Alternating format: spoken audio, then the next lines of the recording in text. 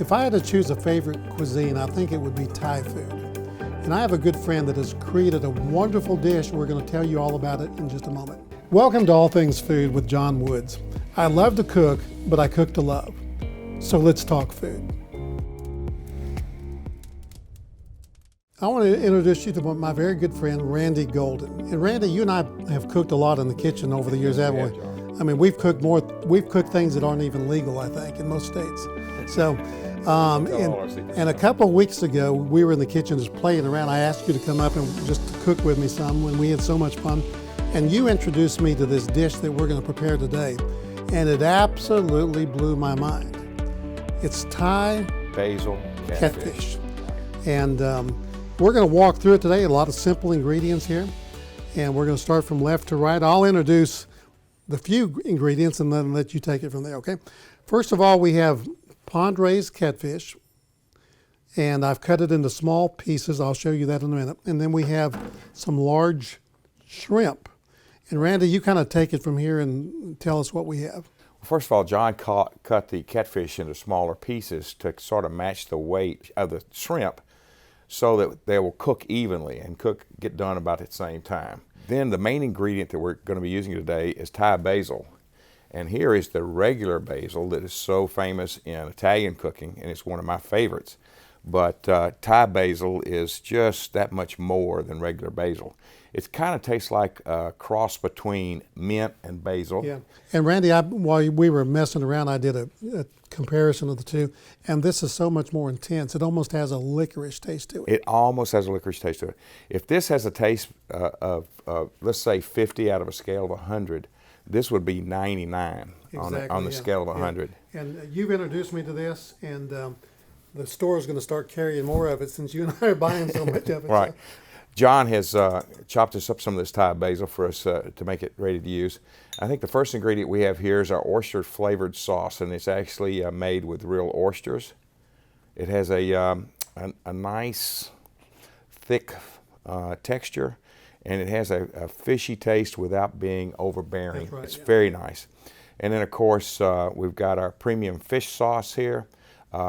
I've just been introduced to cooking with fish sauce in the last 3 or 4 years, but it is just wonderful. It really is, yeah. And let me say this, a lot of people when they see fish sauce, oyster sauce, they just have a real apprehension about it because they think it's going to be overpowering, but when you learn to use these particular ingredients in cooking, it just really brings a whole new level and layer to your cooking. Right. Well, you will never use a 1/4 cup of oyster sauce or a 1/4 cup of fish sauce unless you're cooking a 50-gallon of something. Yeah. Yeah. So it's a subtle, you use a small amount of it and it's got a subtle flavor to it, and it just warms up the dish and gives it a nice depth. Exactly. Of course, the sesame oil, I can almost drink this stuff. Yeah, I like it so much. Oil. And John has got us a nice roasted sesame oil, and I think that's the best. Today we've chosen to use the amino liquids or liquid aminos. It's a substitute for soy sauce. It's very, very nice. And normally we've been using Kikkoman soy sauce. We've been using Kikkoman. And then, of course, John has provided us with a light soy sauce in case we want to use it. But I think today we're going to use the liquid aminos for a nice full flavor. That's a good full flavor, yeah. Right, right. And then one of my favorite items to cook with is fresh ginger.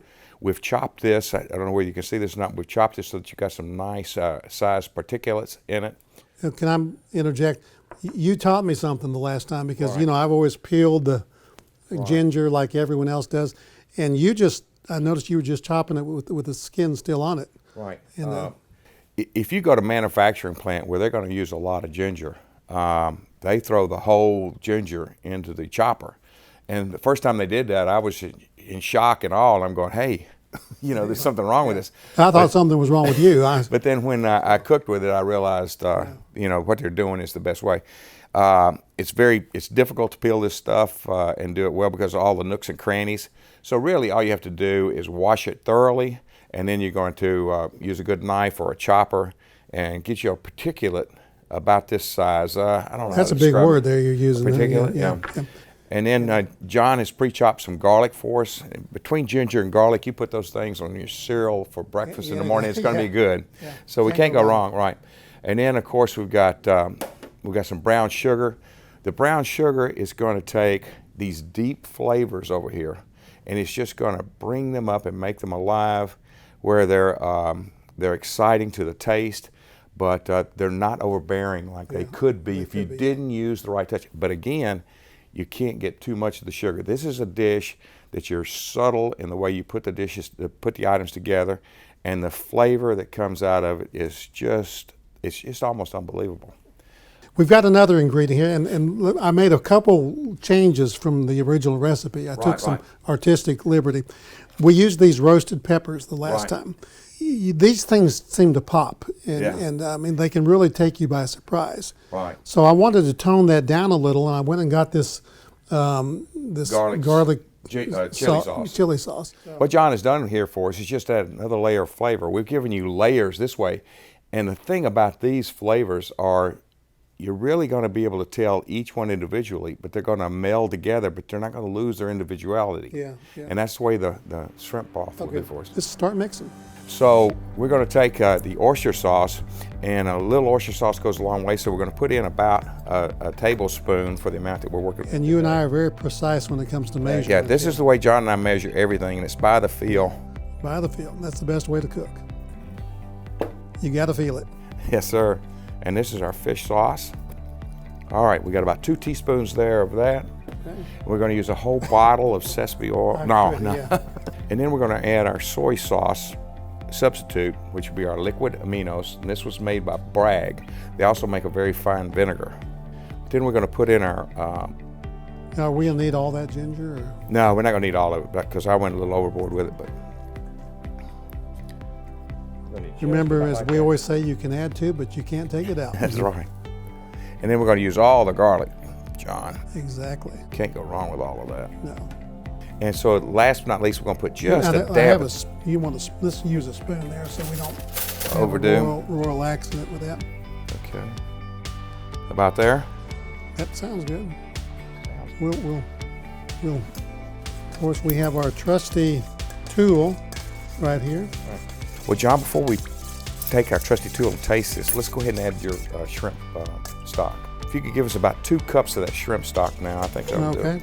And Randy, I think this is going to add a little more dimension to our dish. It smells good. It's great. I use stock every chance I get. Oh, color and everything is perfect, John. You first. We like if it doesn't kill you, then I'll try. Okay. Well, I had a spoon here. Here we go, Randy.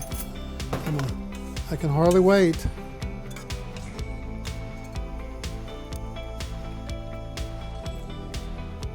Absolutely perfect. Isn't it good? Everything's perfect. You know, the only thing wrong with this sauce is it's so good. You're going to pour this over the catfish and shrimp, but you're also going to pour it over rice. And I really try to limit how much rice I eat. Yeah. But when you pour this over rice, it's you can't magic. Stop it. Yeah, it is. Magic. Yeah. That's good. Oh, you know what we forgot, John? Sugar. Our brown sugar. I've been waiting. Now, can you make this dish without the sugar? You can, but I think again, it takes away a layer. Yeah, you know, it does. And there's a dullness here to the flavor now. It's a great flavor, so could you substitute honey? Possibly. Yeah, we'll have to try that sometime. Why are you wanting to substitute? In case someone didn't want the sugar. You're only ending up with maybe 1.5 teaspoons of sugar in there, so there's not really enough, unless you drank all of the sauce, that there'd be enough sugar in here to bother you. Yeah. See what you think, John. That's a clean spoon. I wouldn't do another thing to it. So right now we're going to take the catfish, take it over, and we're going to saute it. Mm-hmm. And we'll do the same with the shrimp. I'm going to do it separately. Okay. And then we'll set it aside in a bowl. Okay. Then we'll put our sauce in, heat it up, and then we'll dump everything. I think so. Right. Yeah. Okay. Then why are we doing that? We're doing that because if you leave it in here too long, then it's starting to get limpy and dark in color and stuff. Yeah. And you keep the brightness of the color and the brightness of the flavor by putting it into last. Exactly. Okay. Well, let's move to the stove and go at it. Now, Randy, we're going to do something a little different today. I'm going to put a little bit of cornstarch onto the fish and a little bit onto the shrimp. And what that's going to do, that's just going to give us a little more golden look to it. And I think it makes a little difference. than the way we did. Well, I like the texture difference too. Again, we talked about before adding depth and layers, and that just does you another depth and another layer. So we'll just put a little piece in there. You want to hear that sizzling noise. So it'll get a little hotter. And I'm not going to clump it all together. We don't want it to steam, so just kind of spread it out here. Spread the love. A lot of people, when they put something in the fryer, they just put it in there and want to flip it and it sticks. Right. And so we have a whole new video on that to tell you the proper way to use to pan fry something. So.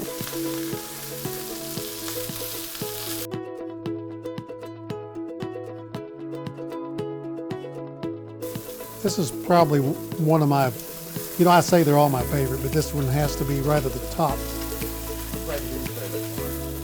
Go ahead and stick the skillet back over there. I'll add some oil. We know it's hot. Put a little more oil in this time, Randy. All right. Those are looking pretty. You ready? I'm ready. Okay. Dump them right into the. Here, I'll control the heat for you. And then it looks like we're ready for we'll turn that heat down a little bit, I think. Tell me when you want to. Now, but John. Basil? Yeah, now it's fine. All of it?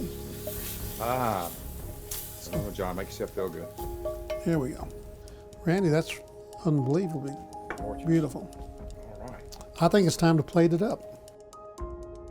Randy, I think the two old guys did it. I tell you, I'm so excited. I cooked a little rice while we were kind of messing around there. And we're going to put a scoop down in there. And like you said, you could just eat that rice with the sauce and be very happy. The thing about this is it's a simple dish. It's easy to make, but it's so full of flavor and so different that it's addicting. You can't imagine. You can't. So I'm going to give you a nice little scoop here. And I'm going to give me two nice little scoops. And just add a little more sauce. And there we have it. And ooh, look at all those shrimp that went into mine. My stars. You want some? What? Okay. So Randy, I'm ready to dig in. I noticed you got the chili sauce out again. What are your plans with that? Well, the chili sauce you add according to what you can stand. Okay. And my tolerance for chili garlic sauce is a lot higher. Probably the whole bottle. Higher than John's, because I'm a real chili head, like I said earlier. So I'm going to put a pretty nice little teaspoon in mine. Randy, I'll let you give me about half of that. All right, here we go for half. Okay, sounds good. We're going to stir that in. Okay, stir it in, okay.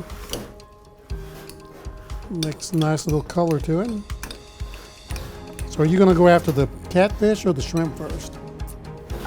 Whatever hits the spoon. I'm going to have to go after the catfish first. I love the chili. My family wouldn't. Lucinda would, but Lucinda wouldn't. Randy, I think it's time for you to leave. I need to take this. John, I'll never stay where I'm not wanted. Thank you for joining All Things Food with John Woods. It's been a great day.